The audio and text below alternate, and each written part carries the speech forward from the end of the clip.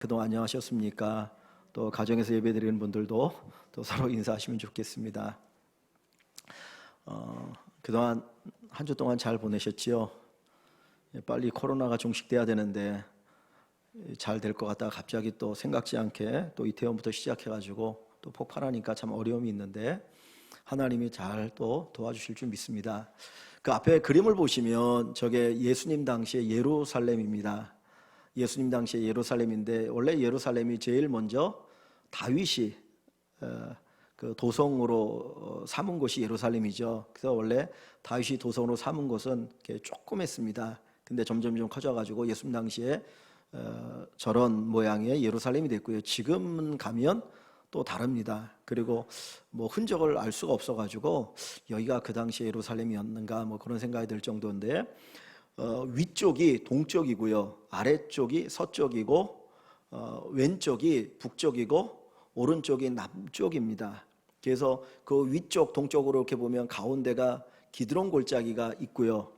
그 맨 위에 보시면은 감람산이 보입니다. 보이시나요? 보이세요? 안 보이시나요, 제가? 예, 감람산이고 저 넘어가면 이제 요단강이고 사해가 보이고요. 그리고 가운데 이렇게 네모나게 큰 건물인데 그게 이제 성전입니다. 성전터가 있고 그 안에 이제 성전 건물이 있거든요. 그리고 맨 밑에 쪽에는 이제 헤롯 왕이 있었던 헤롯 궁전이 있고 그 옆쪽으로 조금 가면은 이제 그 마가의 다락방, 그러니까 예수님의 제자들이 성령을 기다리면서 기도했던 마가의 다락방도 있고 또 거기에서 또 성찬도 벌어졌죠. 예수님 최후의 만찬이 벌어지기도 했던 곳입니다. 그리고 아래 왼쪽 아래 보면 거의 겟세마네가 아니라 골고다, 예수님 십자가에 못 박히신 골고다가 있어요. 그러니까 예수님 당시에는 저기 예루살렘 성 밖에 있는데 지금 가면은 저게 이제 성이 더 넓어져 가지고 성 안에 있습니다. 그래서 이제 이렇게 있는데 오늘 보려고 하는 건 그 성전이 저기 있잖아요. 근데 저 성전의 길이가 성전터의 길이가 한 500여 미터가 된다고 그래요. 성전터 길이가 500여 미터니까 여러분들이 쭉 보실 때 예루살렘 성의 크기가 한 어느 정도 되겠구나 하는 걸 짐작이 가능할 것 같습니다. 근데 성전의 그 왼쪽으로 이렇게 쭉 보시면은 저기 이제 망대가 하나 있고요. 그래서 저기서 로마 군인들이 예루살렘을 쭉 이제 이렇게 봅니다. 그래가지고 혹시 뭐 소요가 일어나지 않는가, 무슨 뭐 동요가 일어나지 않는가, 뭐 그런 걸 봐가지고 이제 군대를 뭐 조금만 사람들 이상한 몸짓을 하면 거기다 투입해가지고 그걸 소요를 진정시키면서 하거든요. 근데 그 옆에 보면 조금 그 성 바깥에 보면 베데스다라고 하는 못이 있어요. 그 글씨가 작아서 보이는지 안 보이는지 모르겠는데 그 성전 위쪽으로, 그러니까 북쪽이죠. 북쪽에 밖에 베데스다라고 하는 못이 있고 그 못 옆으로 성전으로 들어오는 문 하나가 있는데 그 문이 양문입니다. 양문. 이 예루살렘에 들어가는 문이 여러 개가 있어요. 우리나라 한양에도 뭐 동대문, 뭐 남대문, 서대문, 북대문 있고 또 중간중간에 이제 뭐 이렇게 문들이 있잖아요. 해안문 여러 가지 것처럼 예루살렘에 들어가는 문들도 다양한 문이 있거든요. 그래서 이제 뭐 성전 쪽에서 들어오는 문이 황금문이고 그리고 또 이렇게 뭐 오물이나 쓰레기 같은 거를 버리는 문이 있어요. 그걸 분문이라고 합니다. 분문, 똥을 버리는. 그래서 이 동쪽에 이렇게 보시면은 이 쭉 골짜기가 내려오는데 거기가 이렇게 두 개가 합쳐져 가지고 거기에 흰놈의 골짜기라 그래요.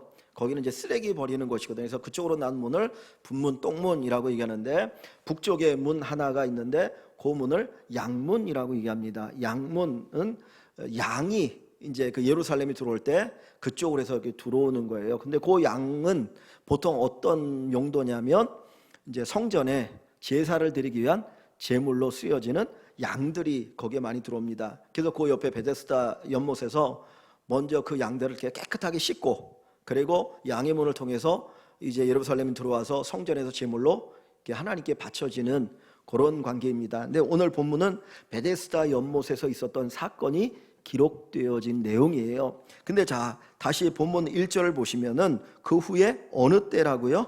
그 때가 나오는데 시간이 어느 때 시간입니까? 유대인의 명절이라 해서 유대인의 명절, 정확하게 이 명절이 어떤 명절인지 나오지 않지만은 일반적으로 유월절로 봅니다. 유월절.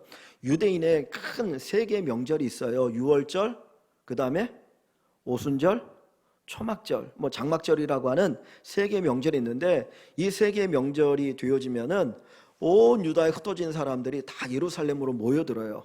또 그 이스라엘 땅에 사는 사람뿐만 아니라 멀리 이민 간 사람들도 이때가 되면 예루살렘으로 모여드는데 그 작은 그 저 도시 예루살렘에 전국에서 모여드니까 사람들이 얼마나 많겠습니까? 그러니까 뭐 몇십만에서 뭐 100만, 200만이 넘는 사람들이 모여든다라고 얘기를 합니다.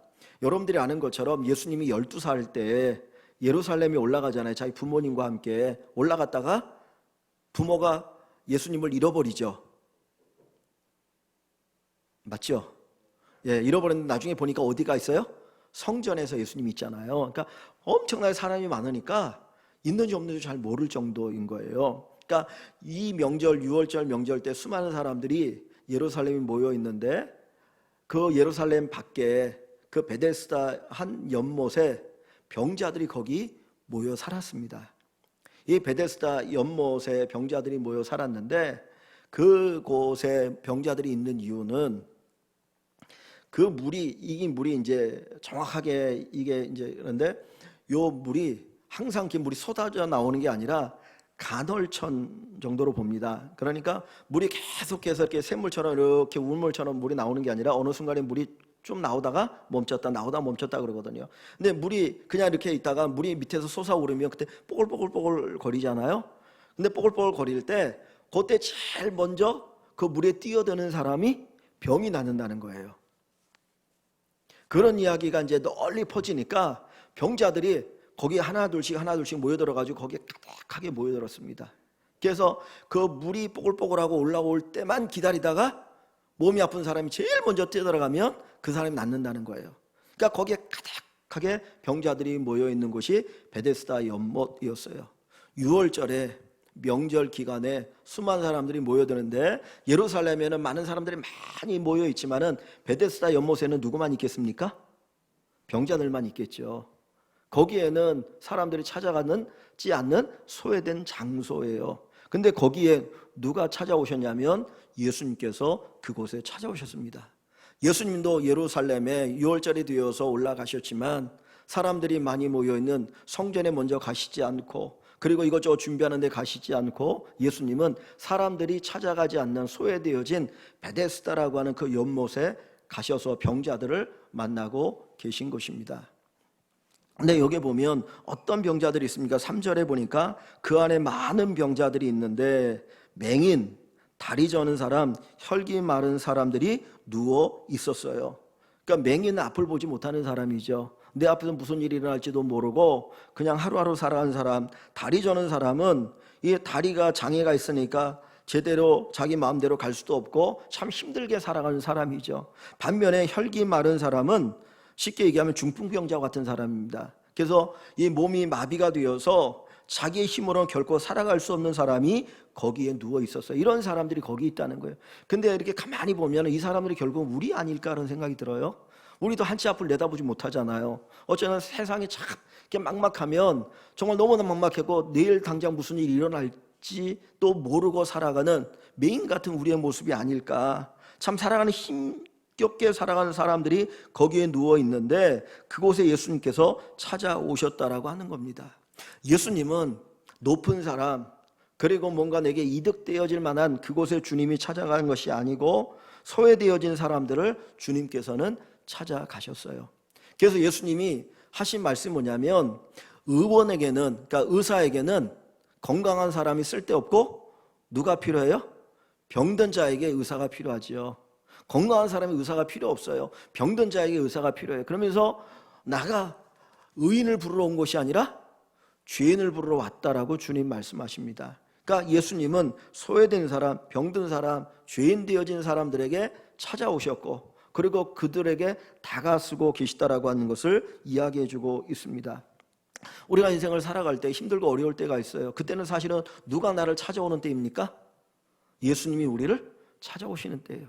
사실 예수 믿는 사람들을 보면 내가 잘 나갈 때 예수 믿는 사람들이 별로 없어요. 힘들고 어려울 때, 고통스러울 때, 괴로울 때, 그 누군가 나에게 힘이 되지 않을 때 하나님을 찾게 되어지고 신을적인 존재를 갈망하게 되어지고 그리고 누군가 예수 그리스도의 복음을 전하면 그때 예수님을 영접하게 되어집니다. 그러니까 우리 인생에 가장 힘들고 어려울 때가 사실은 누구를 만날 수 있는 가장 은혜로운 때예요? 예수를 만날 수 있는 가장 은혜로운 때인 거예요. 그래서 많은 분들이 고난이라고 하는 것은 위장된 축복이다 라는 표현을 쓰고 있는 것이, 저나 여러분이나 힘들고 어려울 때 예수 그리스도를 우리가 새롭게 만날 수 있는 좋은 기회라고 하는 것을 다시 한번 역으로 은혜로 우리가 받을 수 있으면 좋겠습니다. 예수님 자신이 천국의 영광을 버리고 낮고 낮은 이 땅에 오셨잖아요. 그래서 고린도서에 보면 예수님 자신이 부를 버리고 주님이 친히 가난해지셨다 그랬습니다. 가난한 자를 내가 그냥 뭐 하나 이렇게 던져서 동정하는 것이 아니라 주님 자신이 가난해지면서 가난한 자들을 위해서 다가오셨다라는 거예요.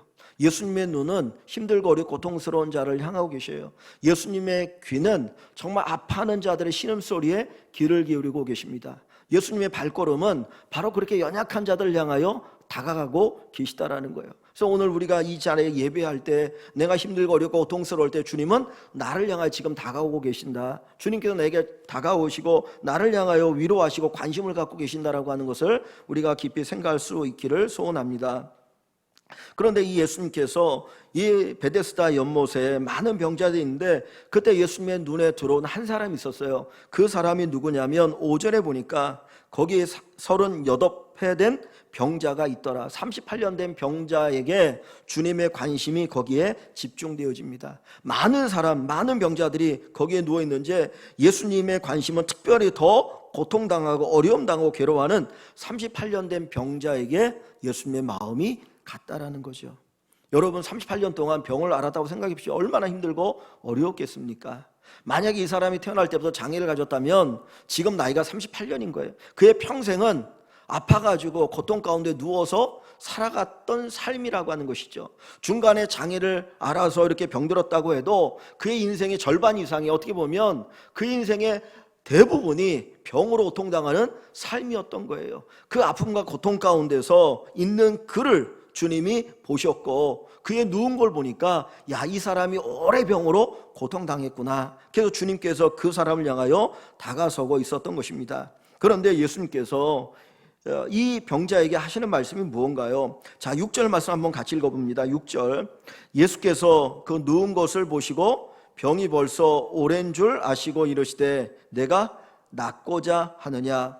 자, 이 38년 된 병자를 주님께서 유심히 바라보십니다. 그리고 그 앞에 가셨어요. 그리고 그에게 하는 말이 뭐라고 말합니까? 내가 낫고자 하느냐.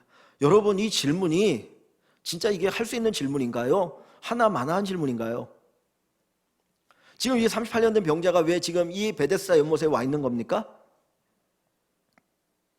병이 낫기를 원하니까 여기 와 있는 거잖아요. 여기에 와서 물이 움직일 때 제일 먼저 들어가면 병이 낫는다라고 하니까 이 사람도 여기 와서 있는 거거든요. 그런데 예수님께서 그 사람에게 야, 당신이 병이 낫기를 원합니까? 라고 물어보면 그 질문이라는 게 하나만한 질문 아니겠습니까? 그런데 왜 그런 질문을 예수님께서 던지실까? 우리가 성경을 보다 보면 예수님께서 하시는 말씀이 우리가 이해가 안 될 때가 있어요. 굳이 왜 예수님이 저런 말씀을 하실까 하는 게 있는데 이 요한복음 이 5장 앞에 4장에 보면 예수님께서 사마리아 지역을 가다가 수가성이라고 하는 곳에 이제 가게 되셨어요. 거기에 우물 곁에 이렇게 앉아 있었는데 한 12시쯤 되었을 때 한 여자가 우물을 기르러 옵니다. 물을 기르러 오는데 그 더운 낮에 보통 여자들이 물을 기르러 오지 않거든요. 그런데 이 여자는 더운 낮에 물을 기르러 오는 거예요. 그러니까 사람이 눈을 피해서 물을 기르러 왔습니다. 그때 예수님이 그 여자와 이야기하면서 나에게 물을 좀 달라 그랬더니 뭐 이 여자 이런저런 대답을 하거든요. 그때 예수님이 뭐라고 말씀하냐면 이 우물물을 먹는 사람은 다시 목마를 거야. 그러나 내가 주는 물을 먹는 사람은 결코 목마르지 않을 것이다 라고 말씀하셔요. 그러니까 이 여자가 사람이 눈을 피해서 물을 길러 오는 것도 불편하고 계속 그 물 길러 와야 되니까 그러면 영원히 목마르지 않는 그 물을 나에게 주십시오. 그럼 내가 여기 오지 않아도 되지 않습니까? 그 마음을 가지고 물을 달라고 얘기합니다. 그랬더니 예수님이 하시는 말씀이 뭡니까? 내 남편을 데려오라는 거예요. 아니, 물을 달라는 것과 남편을 데려오는 게 무슨 차이가 있습니까? 예수님께서 물을 주시는 게 너무 많아가지고 그 여자 혼자 들을 수 없으니까 남편이 와서 들어줘야 되는 그런 것도 아닌 것 같은데 주님께서 남편을 데리고 오라고 얘기합니다. 그러니까 전혀 생뚱맞은 이야기죠. 그랬더니 이 여자가 그 예수님에게 하는 말이 저는 남편이 없습니다 그랬어요. 저는 남편이 없습니다. 그 이야기를 듣고 예수님이 하시는 말씀이 네가 전에 남편이 5이 있었고 그리고 지금 있는 네 남편도 네 남편이 아니라고 이야기를 합니다. 그 이야기는 네가 이전에 남편 5명의 남편을 데리고 살았고 헤어지고 또 결혼하고 헤어지고 또 결혼하다 그러다가 6번째 결혼했는데 사실 그 사람들이 너가 정말 의지할 만한 대상이 아니다라는 얘기를 하는 거죠. 그러니까 일반적으로 생각하지 못했던 이야기를 주님이 하시는 거거든요. 근데 여기에서 예수님께서 네가 낳고자 하느냐라고 하는 것을 물으신 것은 이 사람이 낳고 싶은 마음이 없다라는 것을 뭐 듣고 싶어서 얘기한 게 아니에요. 어떻게 보면 당연한 질문인데 주님이 하십니다. 자, 그 이야기에 대해서 이 병자가 뭐라고 얘기합니까? 7절 말씀 한번 같이 봅니다. 7절 말씀 한번 읽어볼게요. 7절을 같이 봅니다. 시작. 병자가 대답하되 주여 물이 움직일 때 나를 못에 넣어주는 사람이 없어 내가 가는 동안에 다른 사람이 먼저 내려가나이다. 자, 이 병자가 뭐라고 말합니까? 물이 움직일 때에 내가 제일 먼저 들어가고 싶은데 나를 못에 넣어주는 사람이 없어서 내가 가는 동안에 다른 사람이 먼저 내려갑니다. 그러니 이 이야기는 뭡니까? 지금 이 병자가 이 베데스다 연못에서 병이 나을 수 있다는 거예요? 없다는 거예요? 이 말은 있다는 겁니까? 없다는 겁니까? 병이 나을 수 없다는 거죠. 이 사람은 자기는 제일 먼저 뛰어들어가서 가면 병이 나을 수 있는데 제일 먼저 뛰어들어갈 수가 없다는 거예요. 38년 동안 병 들어가지고 온 몸이 너무나 그 병이 중하기 때문에 내가 가려고 하면 이미 다른 사람이 먼저 들어가서 나는 여기에서 병이 나을 수 있는 희망이 없다는 거예요. 그러니까 예수님께서 이 38년 된 병자에게 내가 낫고자 하느냐라고 하는 이 질문을 던진 것은 야, 사실은 네가 병이 낫기 위해서 이 베데스다 연못 여기에 있지만은 진짜는 여기에 너에게 희망이 없어. 당신에게 희망이 없다라고 하는 것을 알려주는데 목적이 있는 거예요. 제일 먼저 못에 들어간 사람이 병이 난다면 어떤 사람이 병이 나을 수 있을까요? 맹인은 물이 움직이는 걸 알까요? 모를까요? 몰라요. 그러니까 물이 움직일 때 들어가지도 못해요. 다른 사람이 막 들어가면 소리 듣고 물이 움직이는가 보다. 그리고 그때 가니까 이 사람 늦을 수밖에 없어요. 다리 저는 사람 어떨까요? 이 사람도 막 달려가려고 해도 불편하니까 일찍 들어갈 수도 없어요. 뭐 혈기 마른 자는 당연히 못 들어가겠죠. 누군가 도와주는 사람이 있으면 조금 더 나을 수 있을지 몰라요. 그런데 제일 먼저 들어갈 수 있는 사람은 어떤 사람입니까? 사지가 멀쩡한 사람. 그죠? 피부병 같은 게 걸린 사람은 피부병은 달리고 뭐 이렇게 걷는데 아무 불편함이 없으니까 피부병 걸린 사람이 제일 먼저 들어갈 수 있지 않겠습니까? 그렇죠? 그런 사람이 제일 먼저 가서 병이 나을 수 있는 거예요. 그러니까 이 38년 된 병자는 아무리 거기에 10년이고 20년, 30년 있어도 사실 병을 나을 만한 희망이 없는 사람인 거예요. 이 베데스다 연못이 정확히 어떤 못인지 모르는데 추측하건대 요거를 간헐천이다라고 생각합니다. 그러니까 계속해서 물이 이렇게 쭉 흐르는 게 아니고 어느 순간에 물이 나왔다가 멈췄다 나왔다 멈췄다 하는 간헐천을 생각하는데 이게 온천이지 않겠느냐. 근데 온천 중에도 보면 뭐 유아온천이나 여러 가지 보면 온천들 같은 경우에 무슨 피부병에 어떤 효능이 있다라고 이렇게 선전을 많이 하잖아요. 그러니까 어떤 피부병 걸린 사람이 거기에 들어갔다가 거기서 이렇게 목욕을 했더니 피부병이 나왔어. 그랬더니 그것이 이제 소문이 퍼져가지고 점점 퍼지면서 뭐라고 하냐면 그곳에 제일 먼저 들어간 사람이 병이 낫는다라고 하는 그런 소문이 퍼진 것 같아요. 그래서 여러분이 가지고 있는 성경에 보면 3절 중간에 보면 이게 이하고 거기에 뭐가 쳐 있습니까? 가로가 쳐 있죠. 맞나요? 어디까지 가로가 쳐 있나요? 4절까지 가로가 쳐 있어요. 그러니까 요거는 옛날에 하나님이 사도 요한이 기록한 이 요한복음을 사람들이 쭉 바뀌어 쓰는데 요 가로친 건 이거는 원래 성경에 있었던 것인지 없었던 것인지 잘 모르겠다 그래가지고 가로를 쳐놓은 거예요. 그러니까 어떤 이게 전설적인 이야기 같으니까 가로를 이렇게 쳐놓은 거거든요. 그러니까 아마 우리가 추측할 건데 무슨 피부병 있는 사람이나 먼저 들어가면 고침을 받을 수 있을 것이다. 그런데 그 소문이 쫙 퍼져가지고 수많은 병자들이 거기에 모여서 제일 먼저 들어가면 병이 낫는다라고 하는 어떤 그런 믿음, 소망을 가지고 거기에 모여 있는 거예요. 근데 38년 된 병자는 결코 거기에 있어갖고는 거기서 병이 나올 수 없는 그런 사람이죠. 그러니까 이곳에서 그에게는 아무런 소망이 없는 거예요. 그런 소망을 가지고 병이 낫기를 원하여서 그 자리에 있지만은 사실은 거기서 병이 나올 수 없는 그런 절망적인 사람인 것입니다. 또한 그뿐만 아니고 아무리 다른 사람도 사실은 거기 들어간다고 해서 병이 나올 수 있는 것은 아닌 거예요. 여기에 이 베데스다 연못, 이것은 어떻게 보면 오늘 우리가 살고 있는 이 시대를 이야기합니다. 이 세상을 이야기하는 거예요. 여기가 자비의 집이에요. 은혜의 집이에요. 은혜의 집이라는 이름을 가져서 수많은 병자들이 거기에 모였습니다. 만약에 정말 제일 먼저 들어간 사람이 병이 낫는다고 하면 은혜의 집이라고 하는 그 이름에 걸맞게 여기 많은 병자들이 있어요. 그렇다면 우리가 생각할 때는 어떻게 해야 됩니까? 경쟁에서 뛰어들어갈 게 아니라 우리 가운데 제일 몸이 불편한 분이 먼저 들어가게 합시다. 그래서 그 사람부터 먼저 고침받게 하고 그 다음에 또 다시 물이 움직일 때 또 들어가서 다른 사람 고치고 그렇게 해서 가면 좋지 않겠습니까? 그렇게 해서 은혜와 자비가 흐르는 곳이면 좋은데 거기에는 그게 아니었어요. 경쟁이 치열한 곳이었어요.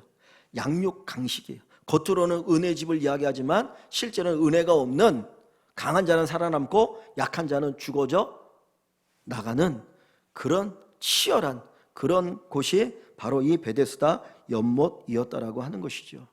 거기에 주님이 오셨고 거기에서 이 병자에게 이곳은 진정한 소망이 있는 곳이 아니라고 하는 것을 가르쳐주고 있습니다. 우리가 사는 세상이 그렇습니다. 베데스다 연못은 어떻게 보면 우리가 살아가는 이 세상이죠.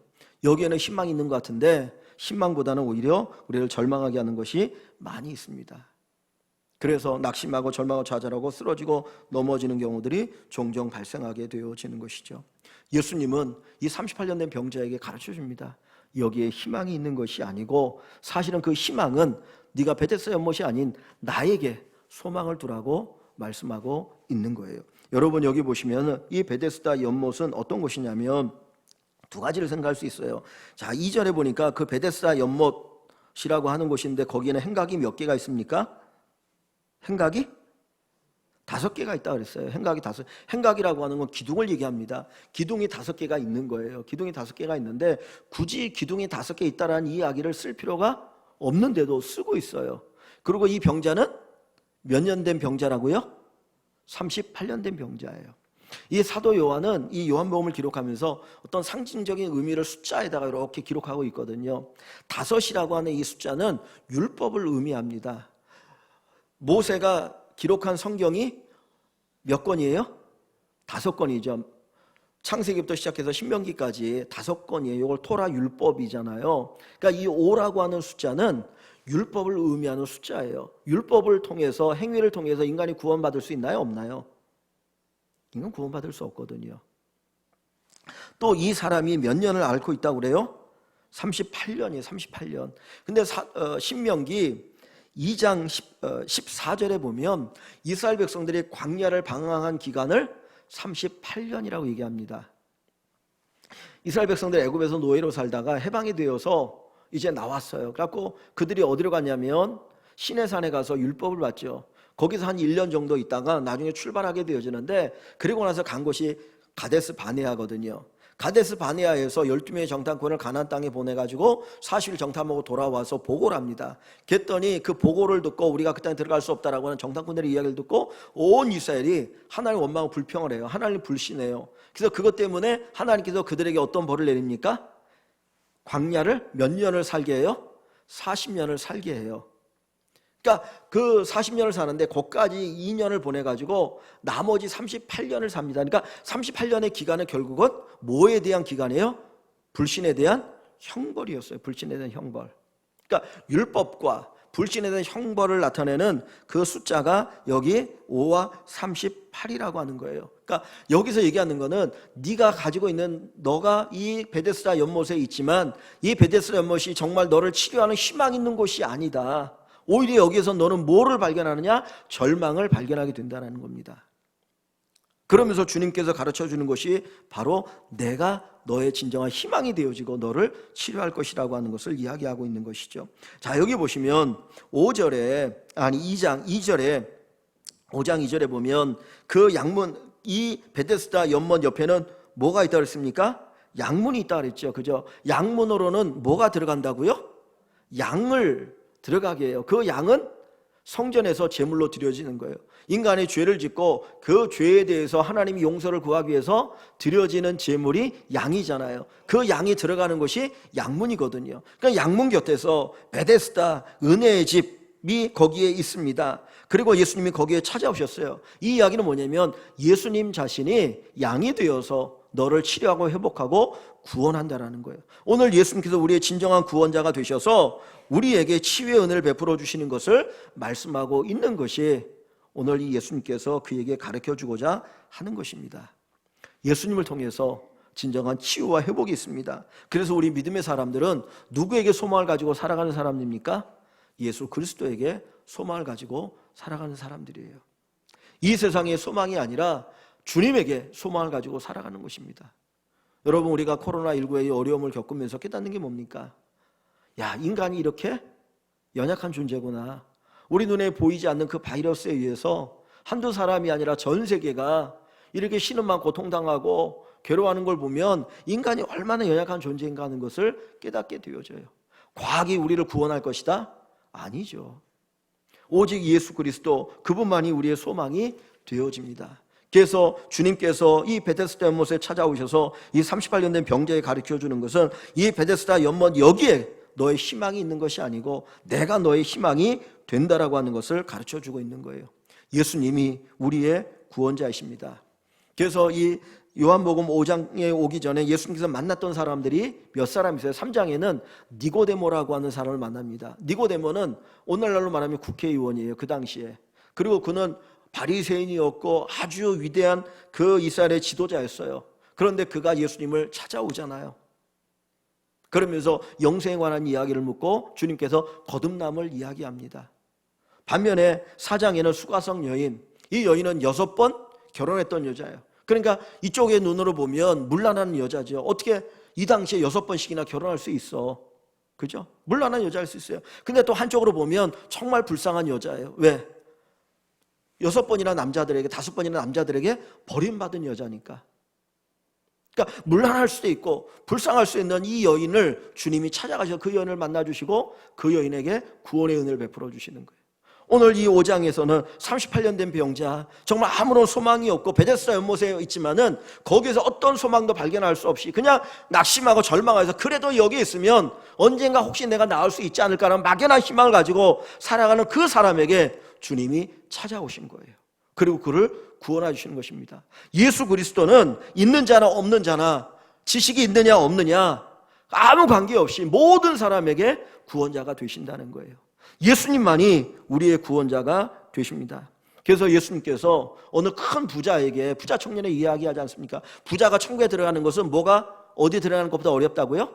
낙타가 바늘귀로 들어가는 것보다 어렵다고 그랬어요. 왜냐하면 그 재물을 의지하고 살아가니까, 세상을 의지하고 살아가기 때문에 예수 그리스도 영접하지 않으니까 낙타가 바늘귀로 들어가는 것보다 더 어렵다라고 얘기하는 거예요. 근데 주님이 그 뒤에 뭐라고 말합니까?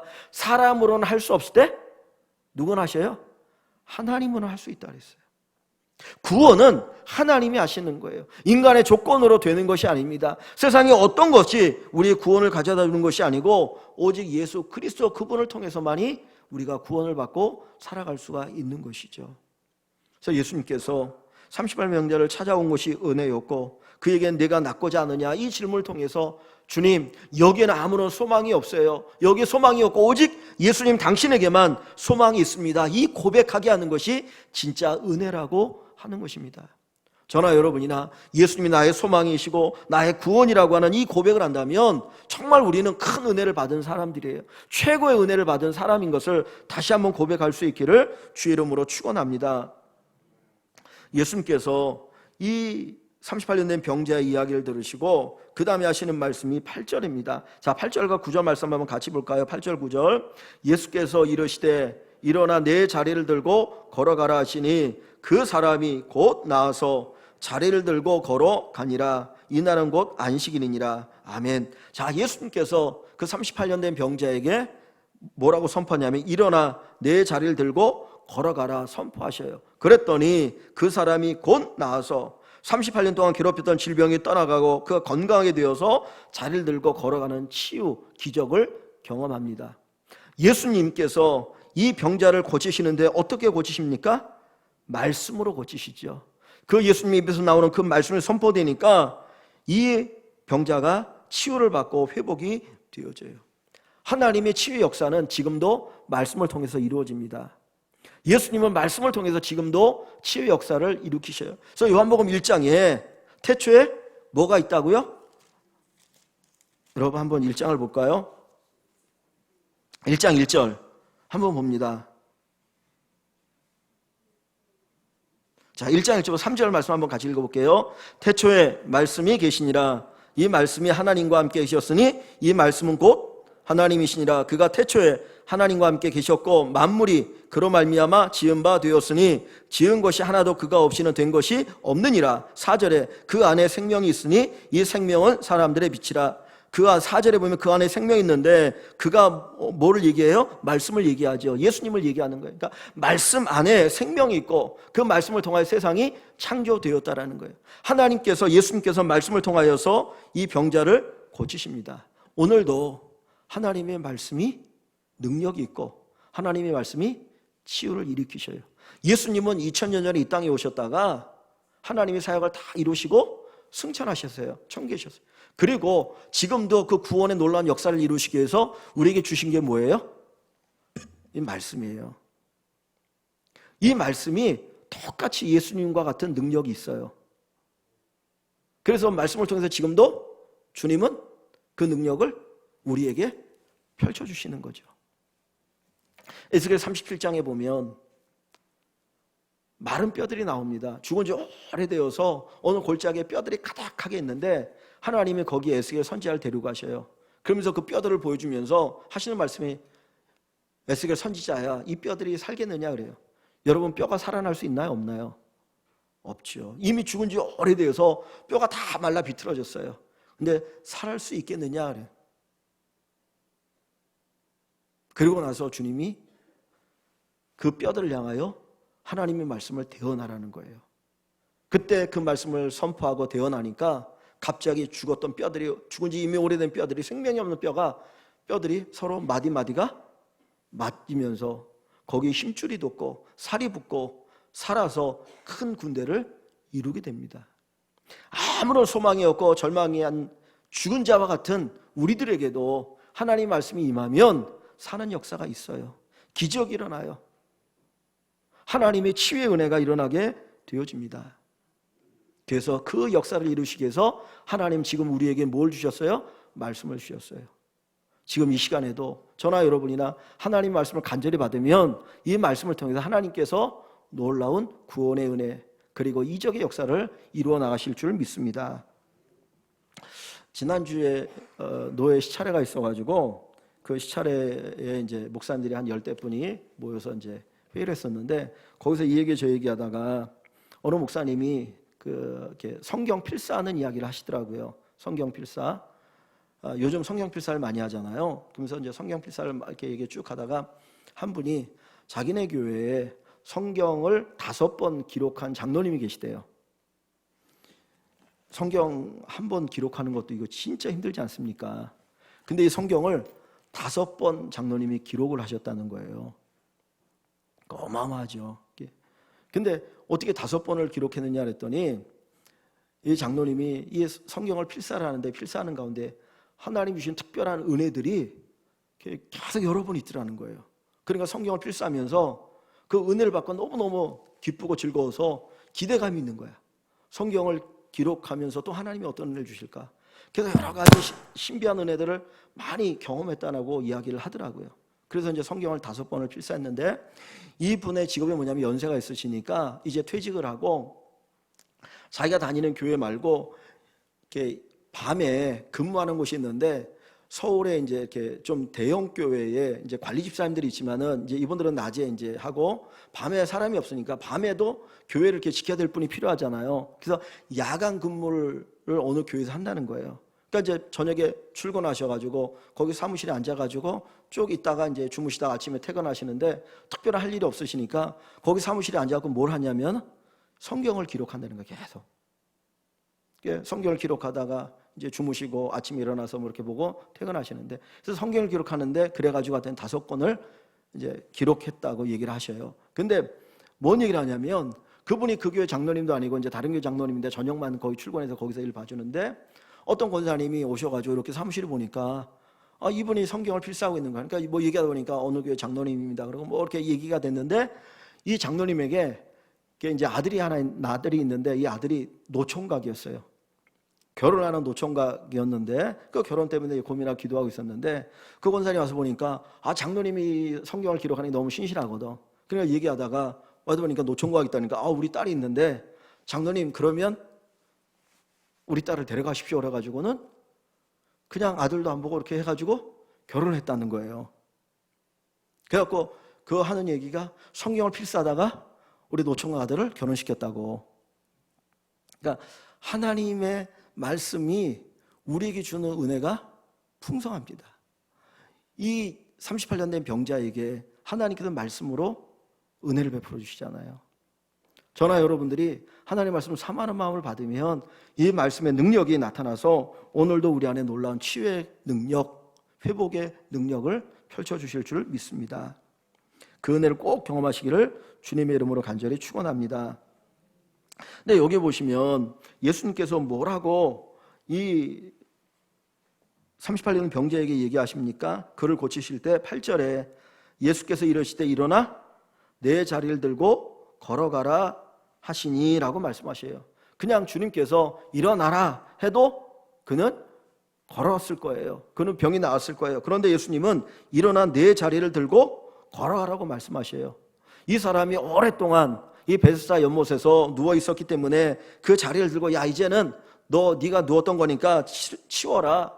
뭐 그 얘기를 하려고 주님께서 이 말씀을 하시는 것은 아니겠죠. 왜 이 자리를 들고 걸어가라고 말씀하는 겁니까? 다시는 여기에 오지 말라는 거예요. 어떻게 보면 베데스다 연못과의 단절을 주님께서 말씀하고 계시는 거예요. 사람이 이 세상에 태어날 때 어머니의 뱃속에 10달 있다가 나올 때 그가 새로운 세상을 살기 위해서는 뭐를 끊어야 됩니까? 탯줄을 끊어야 돼요. 탯줄을 끊지 않고는 새로운 세상에 살 수가 없는 거예요.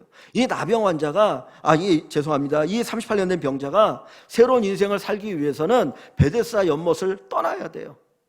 거기를 떠나지 않으면 그가 병을 고침받아도 떠나지 않으면 그는 온전한 새로운 삶을 살 수가 없는 거예요. 하나님은 새로운 삶을 그에게 살기를 원하시는 거죠. 여러분 38년 동안 병들어서 누워있으면 그가 할 수 있는 것이 아무것도 없어요. 38년 동안 병들어 있으면은 그가 몸이 회복되어 건강해져도 할 수 있는 게 별로 없어요. 뭘 어떻게 살아야 될지 몰라요. 그전에 내가 병이 나오면 그것만 나오면 좋겠다고 생각하지만 막상 살아보면 내가 먹고 살기가 얼마나 힘든지 모릅니다. 할 수 있는 것도 없죠. 사람들과 관계를 새로 맺으려면 다 힘들고 어려우면 그때 이 사람이 무슨 생각이 들 수 있어요? 내가 병들어 있어도 저 베데스다 연못에 누워있을 때가 속 편했는데, 그 생각 가질 수 있거든요. 그러면 그 자리를 다시 돌아가고 싶은 마음이 생길 수 있는 거죠. 하나님께서는 그거 끊어버리라는 거예요. 과거를 끊어버리고 새로운 인생으로 살아가라. 우리가 예수 믿고 구원받았지만 여러분, 예수 믿고 구원받은 삶이 사실은 힘듭니까? 예수 믿지 않고 내 마음대로 살아가는 게 힘듭니까? 죄 안 짓고 살아가는 게 더 힘든 거 아닌가요? 예수 믿고 예수 믿는 사람의 삶을 사는 게 사실 어떻게 보면 더 힘들고 어려운 거예요. 그래서 성경에 보면 과거로 돌아가지 말라는 이야기를 예수 믿는 성도들에게 수없이 이야기합니다. 하나님께서 우리를 구원하셨어요. 구원하셨다면 정말 우리에게 새로운 삶이 펼쳐져야 된다는 것을 얘기하는 거죠. 그 삶을 살도록 하십니다. 자, 5장 어디를 보시냐면 이 38년 된 병자가 고침을 받고 그가 간 곳이 어디입니까? 14절을 봅니다. 14절에 보시면 그 후에 예수께서 어디에서 그를 만나셔요? 성전에서. 그가 베데스다 연못에 살던 그 사람이 이제는 성전에서 하나님을 찬양하고 예배하고 하나님을 기뻐하는 삶으로 바뀌게 되어져요. 정말 하나님의 구원을 얻었습니까? 하나님의 사랑을 받았습니까? 그렇다면 이제는 우리가 하나님을 찬양하고 예배하고 하나님이 기쁨 되어지는 삶을 살아갈 수 있기를 원합니다. 그런데 14절에 예수님께서 그 성전에서 만난 이 사람을 향해서 뭐라고 말씀하셔요? 그 밑에 한번 봅니다. 뭐라고 다시 한번 14절 한번 읽어봅니다. 그 후에 예수께서 성전에서 그 사람을 만나 이르시되, 같이 읽습니다. 보라, 내가 나았으니 더 심한 것이 생기지 않게 다시는 죄를 범하지 말라 하시니. 아멘. 자, 이 38년 된 병자 치유받은 이 사람의 주님 뭐라고 말씀하셔요? 뭐를 범하지 말라고요? 죄를 범하지 말라. 다시 심한 것이 생기지 않도록 다시는 죄를 범하지 말라 그랬어요. 여러분, 38년 동안 병들어 누워있는 사람이 죄를 짓는 게 많겠습니까? 아니면 우리처럼 건강한 사람이 죄를 짓는 게 많겠습니까? 누가 죄를 많이 지을까요? 우리가 죄를 많이 짓지 않겠습니까? 38년 동안 병들어서 누워있으면 죄를 지을 수 있는 게 뭐가 있겠어요? 솔직한 얘기로, 제 친구 아버님이 옛날에 중풍으로 쓰러져, 화병에서 중풍으로 쓰러져서 이렇게 누워있는데 그 집에 한번 가봤는데 자기가 하는 일이 없으니까 욕은 많이 하시더라고. 부인한테 마음대로 안 되니까 확 욕하, 이게 이제 내 마음대로 안 되니까 그런 욕하는 죄는 좀 많이 지을 수 있을 것 같아요. 근데 누워갖고 38년 누워갖고 뭘 하겠습니까? 건강 우리 훨씬 더 많은 죄를 짓지요. 근데 예수님은 이 사람에게 하시는 말씀이 다시는 죄를 지지 말라고 얘기하는 거예요. 더 심한 거 생기지 않도록. 단순히 죄에 대한 문제를 얘기하는 게 아니겠죠. 이 사람이 다른 사람보다 더 많이 죄를 지어서가 아니라 네가 나았으니 이제는 진짜 새로운 삶을 살아라. 이 사람이 치유받고 회복된 것이 하나님의 은혜 아닙니까? 그렇다면 그 은혜 받은 자의 삶을 이제는 살아가라는 거예요. 하나님의 은혜는 우리를 구원하는 것으로 끝나는 것이 아니라 우리로 하여금 새로운 삶을 살게 하셔요. 그래서 누구든지 그리스도 안에 있으면 새로운 피조물이라. 이전 것을 지나갔으니 보라, 새 것이 되었도다. 새 것이 됐다는 게 뭡니까? 새로운 기능을 가지고 살아가는 거죠. 하나님 기뻐하는 거룩한 삶을 살 수 있는 것, 그것이 바로 은혜. 그래서 이 뒤에 보면 이 예수님께서 이 38년 된 병자를 고친 날이 어느 날이냐면 안식일이에요. 안식일은 아무것도 안 하는 날이잖아요. 근데 예수님이 안식일 날 이 병자를 고쳤거든요. 그랬더니 막 예수님에 대해서 비난을 합니다. 그러자 예수님이 17절에 이렇게 얘기합니다. 17절 같이 읽습니다. 17절 예수께서 그들에게 이르시되 내가 내 아버지께서 이제까지 일하시니 나도 일한다 하시네. 자, 여기 보면 예수님께서 뭐라고 하냐면 내 아버지 성부 하나님께서 지금도 일하시니 나도 일한다는 거예요. 예수님이 하시는 일이 뭐예요? 예수님이 무슨 일을 하시겠습니까? 예수님이 하시는 일이 뭐예요? 사람을 살리는 일을 하는 거잖아요. 사람을 고치는 일을 하는 거잖아요. 사람을 회복시키는 일을 하는 거 아닙니까? 주님은 지금도 그 일을 하신다는 거예요. 다시 말하면 그냥 쉽게 얘기하면 사랑하는 일을 하시는 거예요. 사랑하는 일. 사랑. 근데 디모데 후서 3장에 보면 말세, 우리가 사는 이 말세의 징조를 이야기해요. 이 말세의 징조를 이야기하면서 제일 먼저 나오는 게 뭐냐면 자기를 사랑하며. 누구나 다 자기를 사랑하잖아요. 근데 자기를 사랑하는 이 말세의 징조라고 이야기해요. 그게 뭐냐면 그냥 나를 사랑하는 그 사랑이 아니고 이기적이에요. 사람이 이기적이 된다는, 갈수록 무정해요. 정도 없어요. 감사하지도 않아요. 은혜를 받아도 배반해요. 그게 말세의 징조로 쫙 기록되어 있어요. 그러니까 우리가 사는 이 시대는 사랑하고 거리가 먼 시대가 되어지는 거예요. 그런데 예수님께서는 뭐라고 합니까? 이런 시대에 아버지께서 일하니 나도 일한다는 거죠. 주님이 하시는 일이 뭐예요? 사랑 없는 그곳에 사랑, 배신이나 뭐 감사하지 않고 오직 자기 이기주의에 빠져있는 이 시대에 주님이 사랑을 하신 것처럼 이 38년 된 병자 치유받은 이 사람에게 이제 너도 나와 같이 이 길을 가자는 거예요. 그러니까 새 은혜를 입었다는 게 뭐냐? 내가 치유받았다라고 하는 게 뭐냐? 결국은 사랑의 삶을 살아가는 거죠.